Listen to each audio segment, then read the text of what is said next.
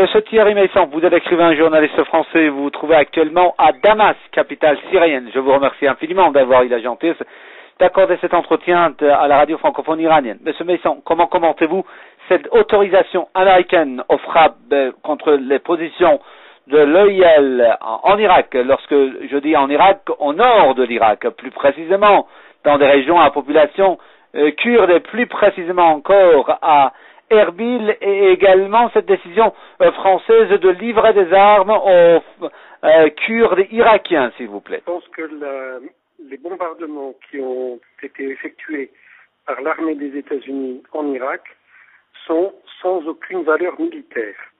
Et ça n'est pas moi qui le dis, c'est précisément le porte-parole de l'armée de l'air des États-Unis, contredisant les déclarations officielles du ministre de la Défense, M. Hagel, qui lui parlait d'une offensive importante, etc. Pourquoi? Parce que les États-Unis sont les donneurs d'ordre de l'Émirat islamique. Et ceci est désormais prouvé d'une manière certaine, puisque nous avons des photographies montrant le prétendu calife des croyants d'Irak, là, M. al-Baghdadi, à l'époque, il y a un an, où il était non pas considéré comme un extrémiste religieux, mais au contraire, comme un modéré responsable de l'armée syrienne libre, et que, en tant que responsable de l'armée syrienne libre, il recevait à Idlib le sénateur John McCain.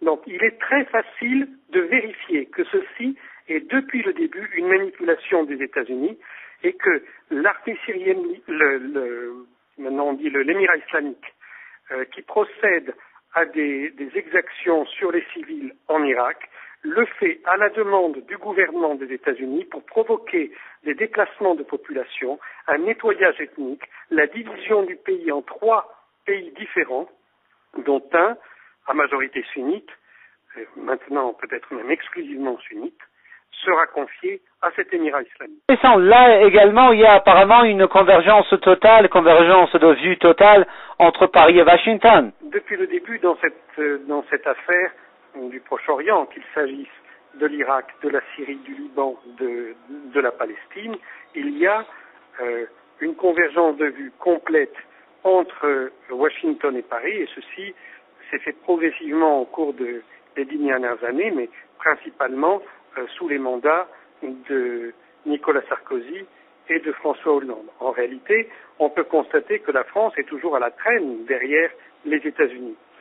Dans cette opération irakienne, la France était chargée de traiter le Kurdistan irakien, parce qu'il y a des liens anciens entre la famille Barzani et, d'une part, l'État d'Israël, d'autre part, la France.